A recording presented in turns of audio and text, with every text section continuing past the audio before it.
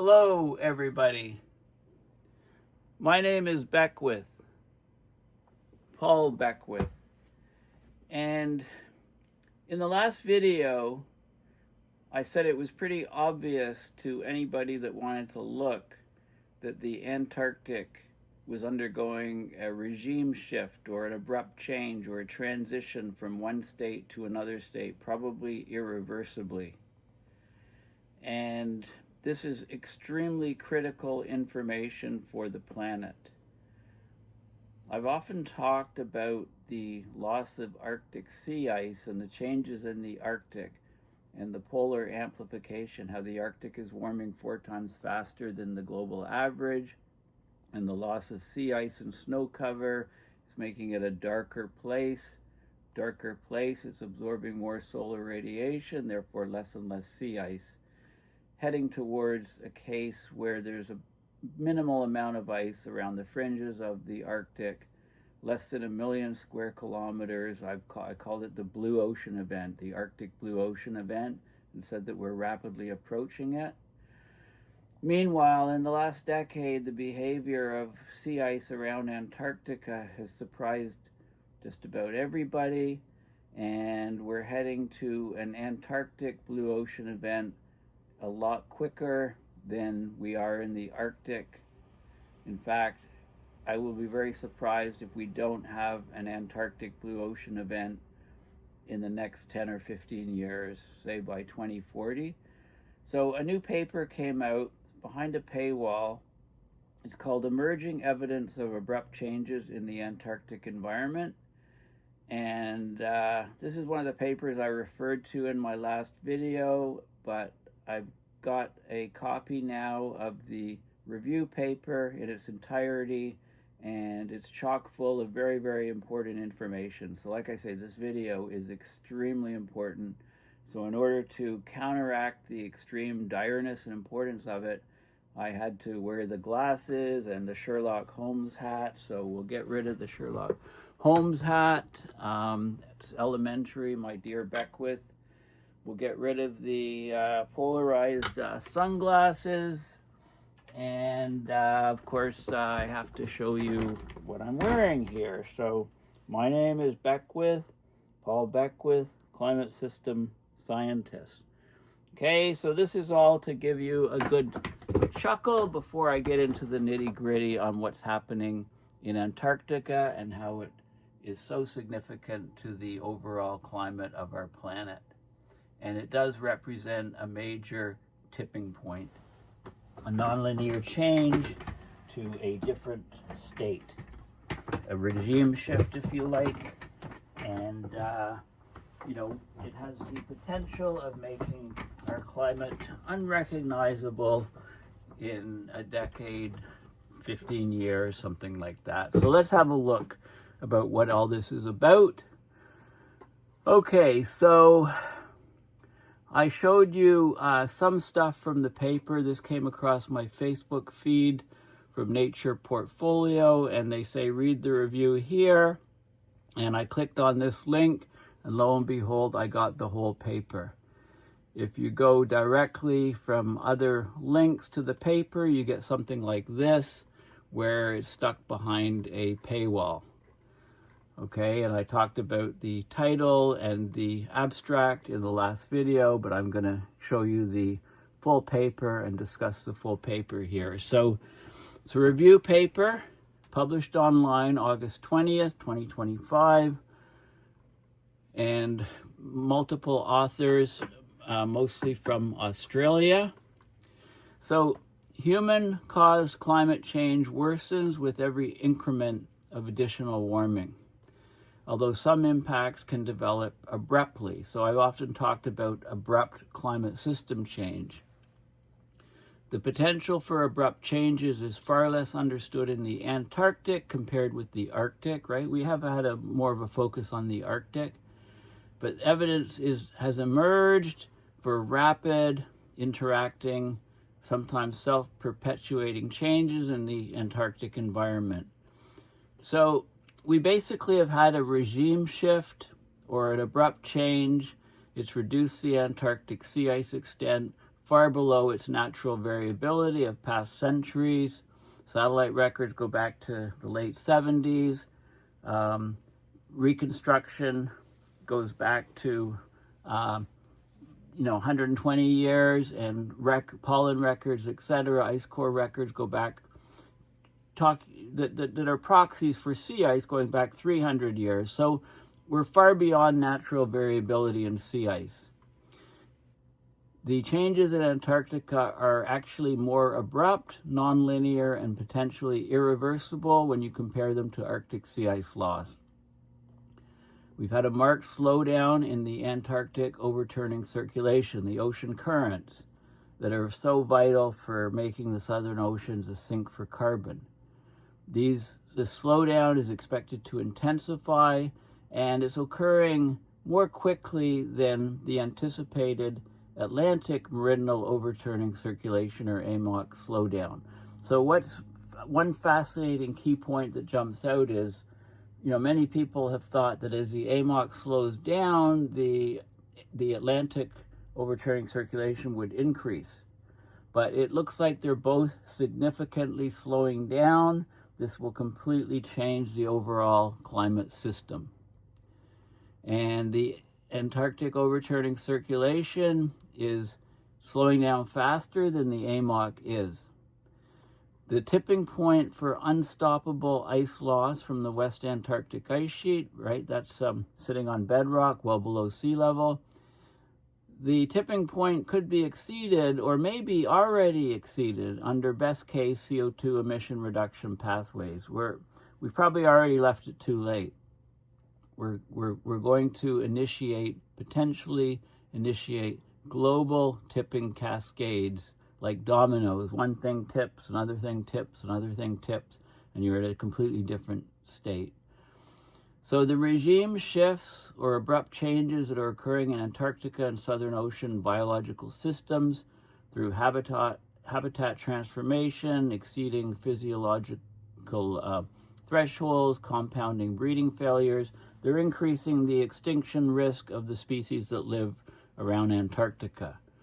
Amplifying feedbacks are common between these abrupt changes in Antarctica and stabilizing Earth's climate with minimal overshoot of 1.5 will be imperative, and that's clearly not happening. We already hit 1.6, we're heading quickly to 2. Okay, so we're going to get far-reaching impacts from Antarctic and Southern Ocean abrupt changes, and this paper has a lot of information on what we can expect.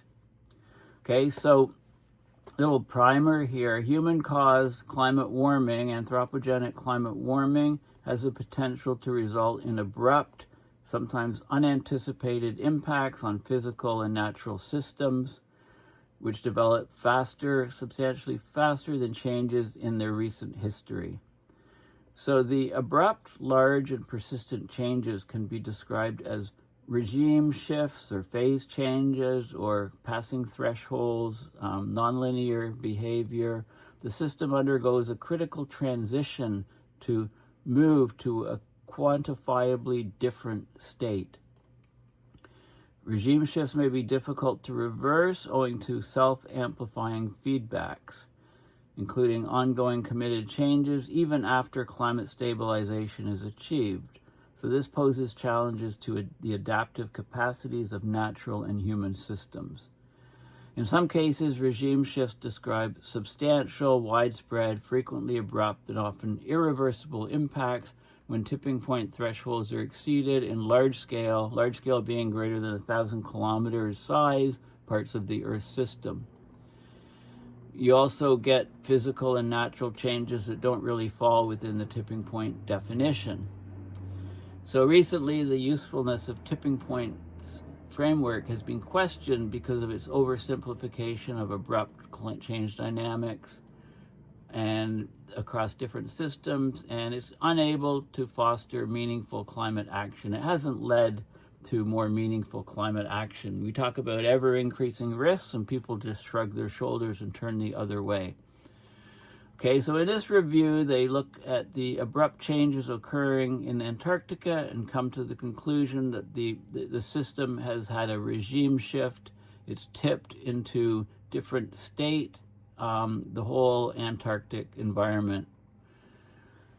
So there's more and more science from Antarctica and the Southern Ocean indicating that some elements of the Antarctic environment are probably more vulnerable to abrupt, self-amplifying, and irreversible changes in a warming climate than the more extensively studied Northern Hemisphere and the Arctic. Okay, so they look at the advances in the science since the 6th assessment report of the IPCC.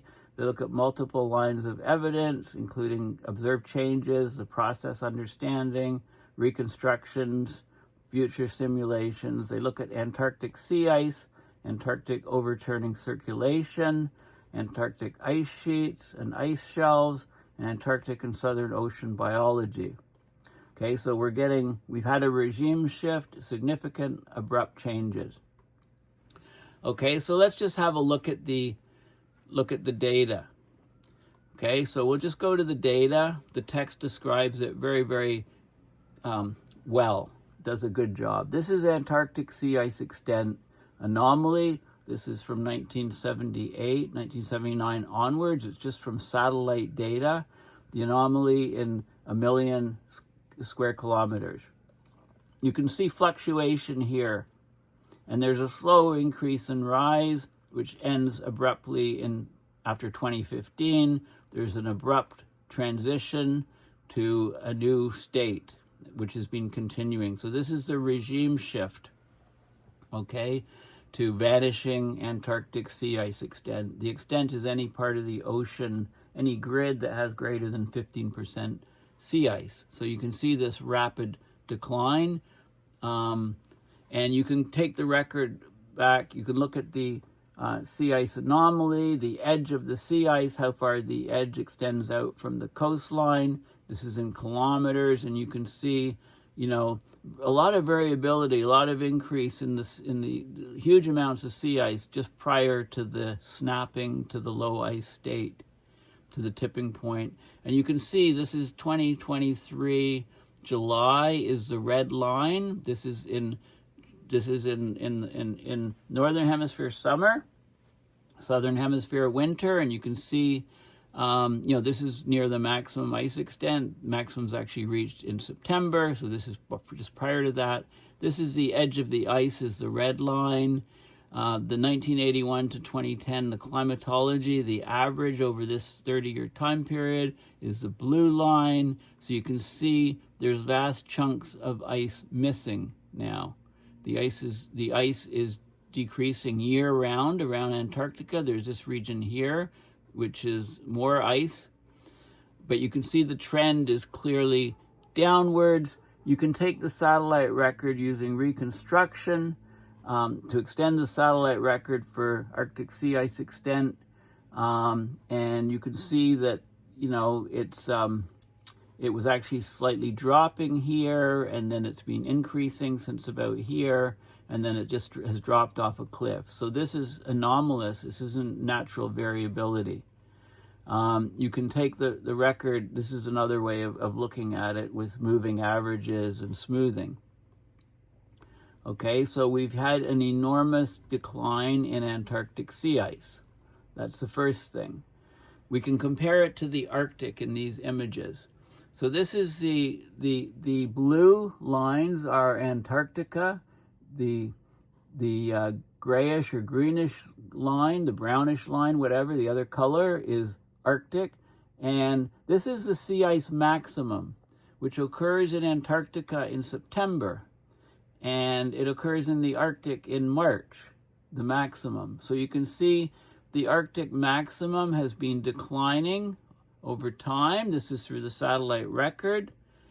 Antarctica, the maximum was actually increasing, a lot more variability occurring, and then boom, in 2015, it just dropped off a cliff, the maximum sea ice. And you can see the slope here, how the slope is, the trend downwards in Antarctica that occurred in 1 decade is similar to the entire ice record for the Arctic since 78 or so. We're talking about 46 years, 47 years of records. So what's happened in Antarctica in the last 10 has exceeded what's happened in the Arctic in the whole satellite record. This is the sea ice minimum, which in the Arctic, it's in September, of course, and that's seen here. You can see the decline of the minimum in the Arctic, and this is in millions of square kilometers. And you can see in the Antarctic, the sea ice minimum was smaller than the Arctic. It became very variable and then dropped off a cliff. Now, this is ice-free conditions, less than 1 million square kilometers or blue ocean event. And you can extrapolate out these lines. So this is 2020 here. This would be about 2030 where my pointer is. This would be, say, 2040 here. Okay, so you can see that the Antarctic sea ice is heading down much more rapidly than the Arctic, and will reach, in the next 10, 15 years, we'll reach maybe something like, I would guess, maybe something like under 15 million square kilometers, so another drop of at least 2 or 3 from where it is today. Meanwhile, the Arctic will still continue to drop down as long as the AMOC holds together to maybe, the maximum to maybe from about 14.5 to maybe, 13.6 or something, 13.8 million square kilometers. So it's still going down, but the ocean currents have a big, huge factor. And then the minimum here, you can extrapolate out, this would be, this is 2010, 2020, 2030 is about here. This line's coming down to zero, or it's coming down to below the ice, considered so-called, in quotes, ice-free conditions under 1 million square kilometers. Where will this line come down and intersect here? Well, maybe 2030, maybe 2035, maybe certainly before 2040. So let's say 2035. We're going to have a blue ocean event occurring in Antarctica some February, maybe a decade and a half out. Well, there'll still be ice probably in the Arctic in September. The slope here is much slower. Things are happening much faster. We've lost far more ice from Antarctica in the last 10 years, both the maximum and minimum, than we've lost in the Arctic over the entire satellite record of 46 years. And the sea ice radiative effect. This is the effect of when you lose sea ice, it's darker. The ocean water is darker. It absorbs more solar radiation. You can look at the radiation gain from the darker surface, and the Arctic is shown here. This is the Arctic change in radiative forcing. And in the last 10 years in Antarctica, it dropped here because there was huge amounts of ice, and then we had the abrupt regime shift change, and now the radiative forcing from missing Antarctic sea ice is the same as what it is from the Arctic. Now, just think of the geometry of where the ice is in the Arctic. It's hovering much closer to the North Pole than the sea ice is to the South Pole, because we've got the Antarctic continent sitting at the South Pole. So the latitude of the sea ice that we're losing in Antarctica is much, much higher than the latitude of the sea ice that we're losing in the Arctic. And this comes right in and means that we can, if we lose equivalent amounts of ice in Arctic and Antarctic, the radiative forcing in Antarctica will skyrocket up and be much higher than that of the Arctic. Okay, that's a key point. Already we're matching with the losses that we've seen. Okay, that's a key thing. Another key thing is what happens to the Antarctic overturning circulation. So these areas, these 4 areas around Antarctic, the coast, are where water from the surface downwells, and it goes down slope and goes to the abyss, and it feeds the whole global thermohaline circulation system. So there's the 4 points around Antarctic, and the water, because of more melt, more fresh water coming off the continent from melt, because of change in the wind regime around the continent, the downwelling has significantly reduced. So the age of the bottom water is changing. We're getting much less bottom water. Remember, the southern ocean sink is huge for carbon. We need that water to descend down from the surface to the abyss to bring the carbon, to bring oxygen, to replenish it at the ocean floor.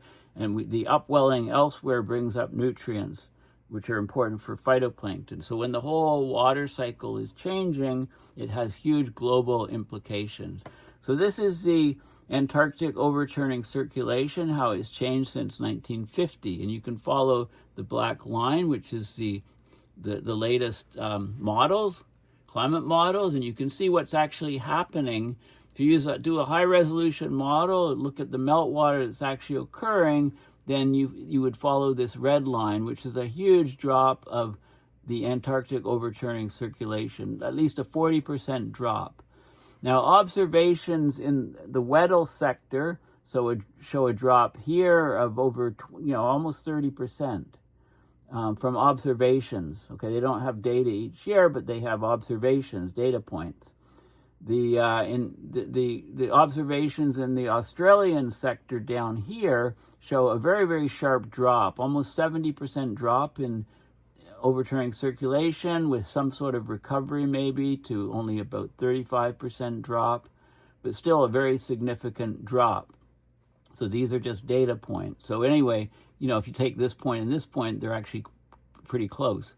So we're losing the Antarctic overturning circulation. It's not getting stronger. This is very important because as the AMOC decreases in the northern hemisphere, we're also seeing the Antarctic over-circulation decreasing significantly as well. Okay, that's a key point. It's not a seesaw where one gets stronger, the other gets weaker. Okay, so let's move on.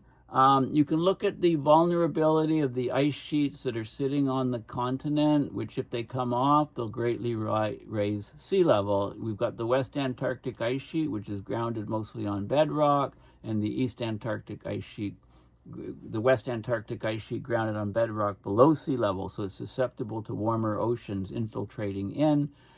East Antarctic sitting mostly on bedrock, except in coastal areas. But they looked at the susceptibilities of losing this ice, and if you multiply the susceptibilities by times the observed changes in ice, you get what is vulnerability, basically. So the vulnerability is very large on the West Antarctic ice sheet and in some areas along the coastlines of the East Antarctic ice sheet. Those are regions of ice that are most susceptible to tipping point behavior, to destabilization, to greatly increasing sea level rise.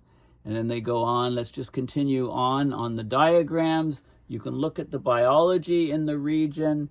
You can look at all these different locations around the coastline and look at impacts. This is dates, and you can see this is specifically for emperor penguin breeding. They need ice around the coast to breed on. So they counted the number of colonies, and about half of the colonies have been negatively affected. This is the number of affected colonies from each year to now. And we're getting large numbers of colonies suffering. And this is locations of where those colonies suffered. Look at 2023. All these colonies of penguins, some of them completely vanished because the fast ice wasn't there. This is a fast ice extent. In March, this is in thousands of square kilometers. So we're getting much less ice for these penguins to breed on. And if we lose all of the fast ice, we have no more emperor penguins in Antarctica. Okay, you can look at the global context of these changes.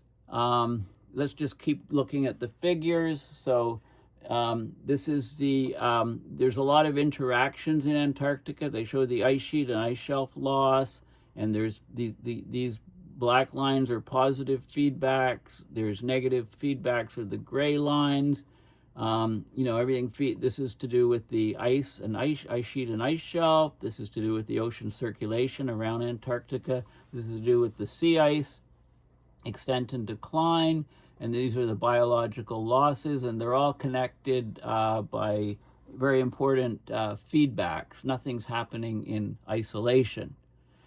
And I'm just going to go to some more figures, and then we'll come back to some of the text and conclusions. Now, first of all, when you read don't just skip through the references, okay? Don't just skip through the references. There's black text under some of the key references. So Lenton's paper, Global Tipping Points, it assesses Earth system and social tipping points to inform decision makers and the public about risks and opportunities associated with the urgent global challenges of climate change and biodiversity law. So those are very well worth reading. So this paper, for example, this article, it critiques tipping points framework, examines the history and effectiveness of the framework, recommendations for clear and more specific descriptions of abrupt changes to better inform decision making. This paper, record low Antarctic sea ice coverage. This influential study demonstrates that Antarctic sea ice has shifted to a new low sea ice state, connects this regime shift to the confluence with subsurface warming, right? We're getting more and more warming of the ocean, more and more stratification. It's going under the ice sheets. So the sea ice is affecting glacier melt on the ice shelves and then extending to the speed of glacier flow on the land. You know, so skim through the references. Make sure you have a look at the black areas, the black text. Okay, right here. This was a 2023 paper using a high-resolution ocean model. It captured the 4 known regions of Antarctic bottom water formation, which I showed you in the image. The study projects a 40% slowdown of the Antarctic overturning circulation by 2050 in response to the expected increases in Antarctic meltwater. So the water's freshening, it's becoming lighter, it reduces vertical mixing. Reduction of the Antarctic bottom water transport. East Antarctic ice sheet vulnerability. This is interesting. This is a study. This study uses novel genetic indicators. It looked at DNA of octopus. It inferred that the West Antarctic ice sheet had major collapse during the last warm period in Earth's path when global temperatures were similar to present day. So there was ice that collapsed under West Antarctica. It allowed the octopus to go from one region to another. They could look at the DNA and figure out where the octopus were and find out that there was a passage of water through West Antarctic ice sheet from one side to the other side. Very interesting study, grounding lines and so on. So there's a lot of information there in the references. Now we'll go to some more figures here. Okay, so this is a good image here. It shows, so we've got these glaciers on the land in Antarctica. We've got winds, very, very cold, high density air comes downslope, these katabatic winds. They deflect to the left in the southern hemisphere because of the Coriolis force, so they deflect out this way. So they create an easterly current going from east to west right near the coastline. Further out, warm winds come south, deflect to the left, and create a clockwise flow, a westerly flow further out. We're at the fringes of the ice, the sea ice. So you've got the ice sheet extending to an ice shelf over the water. You've got the grounding line. You've got a retrograde slope at many points. So as this thing goes backwards, the water gets deeper. It accelerates ice loss. Very strong feedback to accelerate ice loss. Subglacial hydrology, geology, the grounding line. Then you've got the winds are blowing and some of the ice is blown away from some regions, so you get these open areas of water, polynyas. The fast ice is attached to the ice shelves. This is emperor penguin colonies go on this particular region. And then you get the sea ice here extending out, the sea ice edge, and with less and less sea ice, it exposes these whole areas to more swell, to more ocean waves. You get the circumpolar deep water coming up here. This water is becoming warmer and warmer. So, when the ice is forming, it rejects salt. The salinity of the saline pockets in the ice is there, but you get about half the salt rejected immediately on freezing of the sea ice, and that makes the water denser, and it goes down to the shelf and feeds the Antarctic bottom water. But as with less and less sea ice, less and less fast ice, cracking of the ice shells, more warmer and warmer water, the whole system changes, and this is the Antarctic meridional overturning circulation starts to decrease. Okay, so you can look at all the different effects within there. This is some more interesting details about how they got the reconstruction of the sea ice level back to 1700,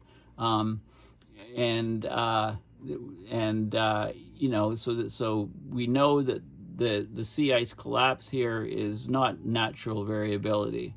Okay, it's a real thing which we have not seen before. This is the satellite data here, and this is a reconstruction back to 1900, again showing more detail.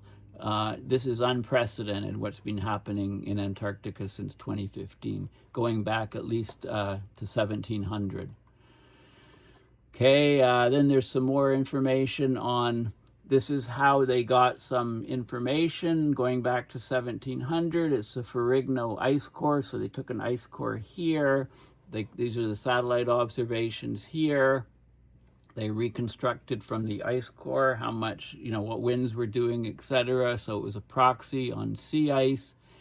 And this one here goes back to, 19. This one goes to 1900. This reconstruction from the Antarctic Peninsula. This one goes back a bit to about 1900 or so, and this one goes back to where, about 1830, 1840. This particular, so they did ice cores around Antarctica in order to reconstruct what the sea ice was doing, and the 2015 onward collapse of Antarctic sea ice is not natural variability. It's never been seen in these climate records that we've got so far.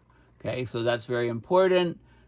This is showing the sea ice, the 1981 to 2010, the median of where the sea ice extent was. This is September, right? The maximum.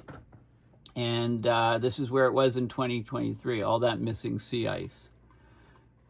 And this is, so I showed you these images. This is Antarctic in September, huge collapse of sea ice.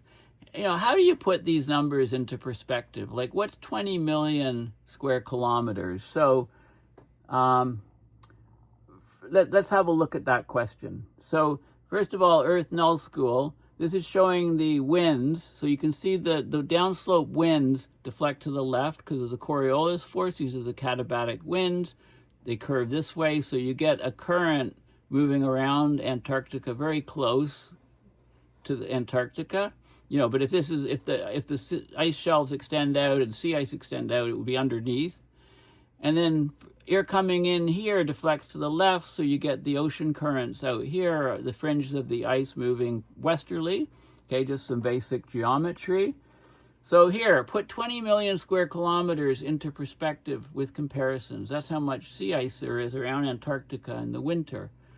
So the largest country in the world, Russia, is about 17.1 million square kilometers. So the sea ice is larger, covers more area than any single country on Earth.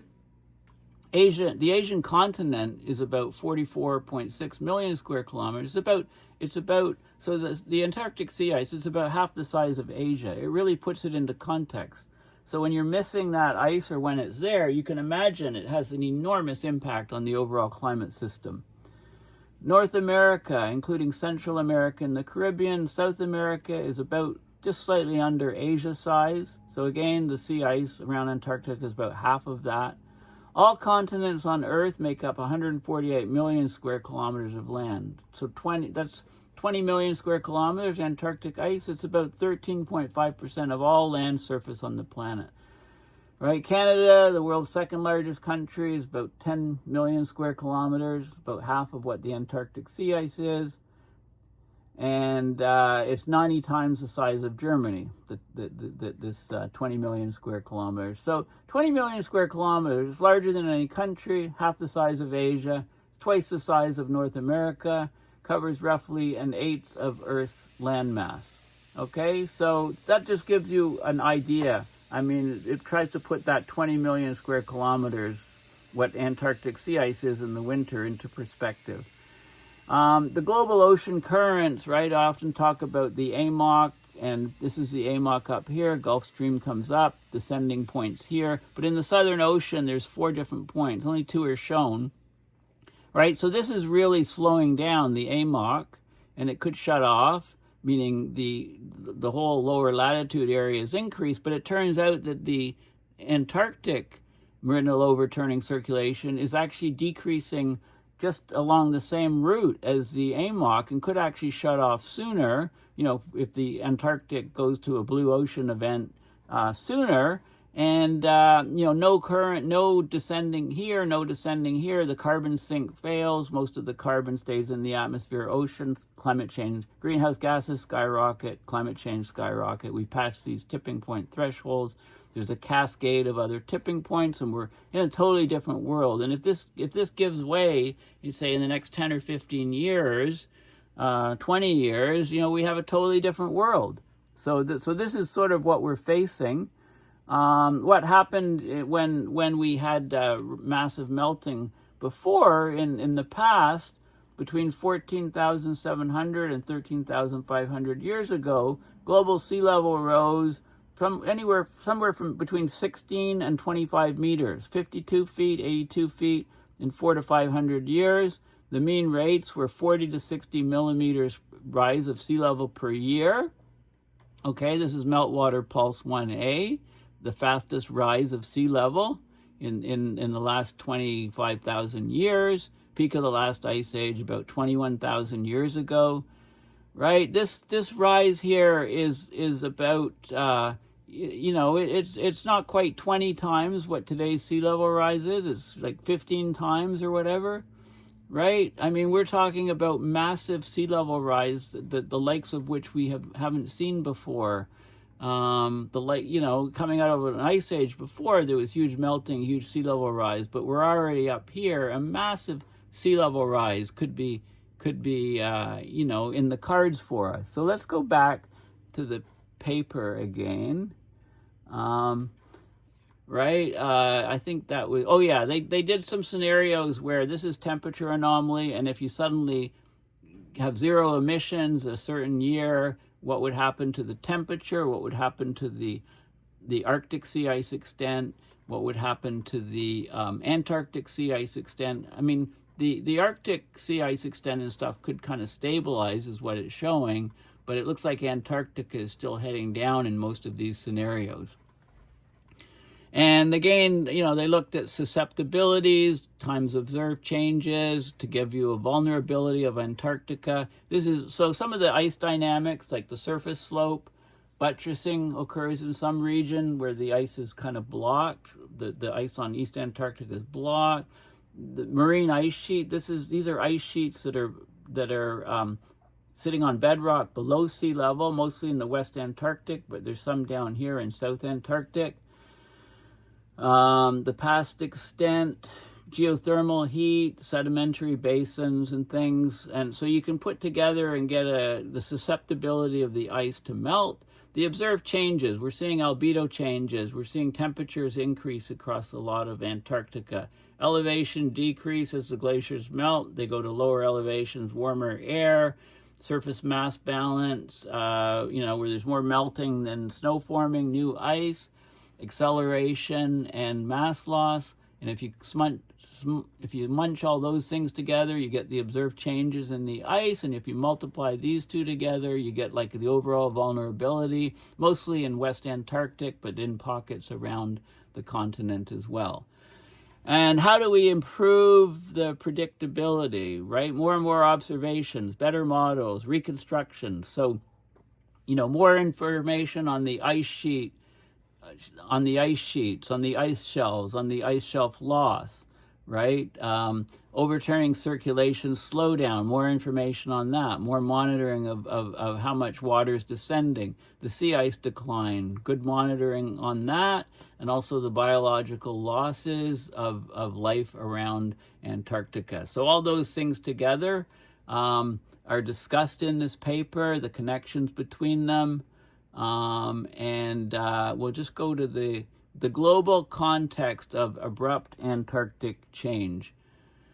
Okay, so short observation times, large magnitude natural climate variability have hampered the systematic assessment of abrupt Antarctic changes, right? The unique geographies and isolation of Antarctica and the Southern Ocean complicate this, okay?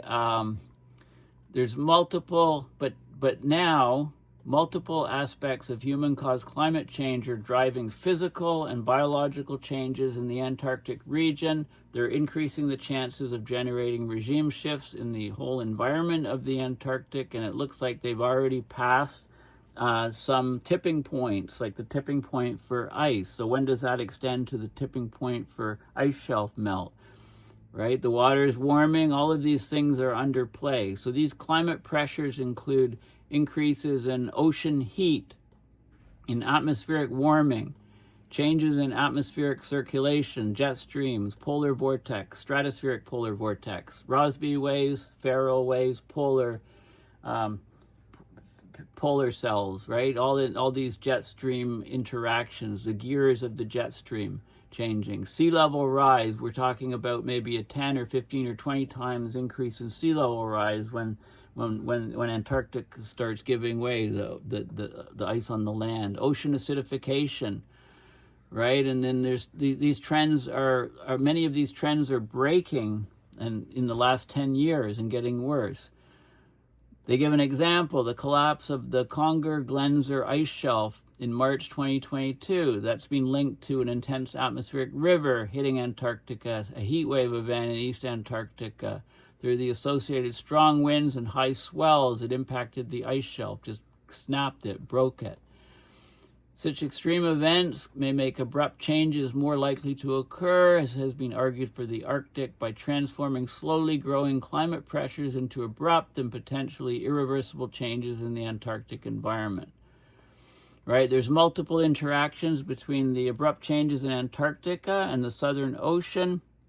There's amplifying feedbacks connect the destabilization of marine grounded parts of the Antarctic ice sheet to the slowdown in the Antarctic overturning circulation, right? We're getting more and more meltwater forcing, more and more freshening, that because the ice on the land and the ice shelves there's very little salt, so when it melts and goes in the ocean, it freshens it. That's light water. It reduces vertical mixing, and you get also subsurface ocean warming. That warm water can then undercut the ice and melt it back from below. So there's large areas of marine grounded ice. There's extensive ice shelves that are vulnerable to the marine ice sheet instability. They're in close proximity to areas of dense shelf water production. So that shelf water production can halt, and that would stop the thermohaline circulation system. So this regime shift of the ice is just the beginning, and over the next next decade, the next 5, 10, 15 years, we're going to see massive cascading abrupt shift changes, abrupt tipping points that are cascading as a result of this first loss of sea ice. We're already seeing these things happening. Okay, so it's there's going to be basically what happens in Antarctica doesn't stay in Antarctica. I don't know, a decade ago I said that for the Arctic. What happens in the Arctic doesn't stay in the Arctic. It's not like Las Vegas. That was my original statement. The Las Vegas part's been dropped. Many people use it, and people are using it for Antarctica too. Also, the idea of an Antarctic blue ocean event where there's no sea ice around Antarctica looks like we're heading to that at a much quicker rate than we're heading to an Arctic blue ocean event. And again, that comes up to, it comes up to the figure which I showed you. Where is it? This particular figure here. So both, when there's a minimum amount of ice around the Arctic, that's in September, and this is how it's dropping, but it's still a distance from ice-free conditions, less than 1 million square kilometers, blue ocean event in the Arctic. But the Antarctic, there's less ice to begin with, it's more variable, and it's dropping off a cliff, and we're likely to reach a blue ocean event in Antarctica. If you extrapolate down and maybe add a bit of acceleration, it could be like This is 2025, 2030. It could be 2030, 2035 would be between 2030 and 2035. So that's not far off. 5 to 10 years, we'll probably have an Antarctic blue ocean event. Okay, the radiative effect will then skyrocket up because the Antarctic ice that we're losing is at much it's much further from the poles than the Arctic sea ice that we're losing. Just look at the image of the Arctic. I mean, let's just have a look here. Okay, what latitude is this? This is 63.3 degrees south. What latitude is this? This is 70 degrees south. This is 69 south. Where's the ice? The ice is outside that. The ice is, out here. 70, the ice is 67 south, 58. The ice is quite a distance from the pole. Let's flip it around. Let's look at the pole here. Where's the ice? Well, the ice is in this region. This is 72, right? The ice is much closer to the pole. So the loss of Arctic ice, sea ice, is having a radiative effect, but, the sun's a lot weaker as you go closer to the pole, and then you get sun all 24 hours or complete darkness, right? You see the point. The closer the ice is towards the equator, right, the more effect it'll have on the radiative forcing. So an equivalent amount of ice lost around Antarctica has a much larger radiative warming effect on the climate's planet than it does in the Arctic. Okay, so this is one of the key points that is rarely mentioned. Okay, so this the loss of this ice is going to have huge effects on the climate. Huge effects on the radiative effect will become much larger. Right now it's roughly matched between the Arctic and Antarctic. So this is, it's crucial to understand the climate system, to understand tipping points, to understand how close we are to wrenching and massive changes in the planetary climate systems. This paper goes a long way to explaining a lot of the things, and it's probably the most important paper that I've discussed, I'd say, in a year. Of course, I reserve the right to, if another paper comes along in a couple of weeks, that's hugely significant, I reserve the right to change what I'm saying. But you get my drift. And maybe you can also understand why, I wore the Sherlock Holmes hat, I wore the sunglasses, I showed you this crazy tacky shirt saying, my name is Beckwith, Paul Beckwith, climate systems scientist, just to try to lighten things up again before I then come and hit you with what's actually in this very, very significant paper.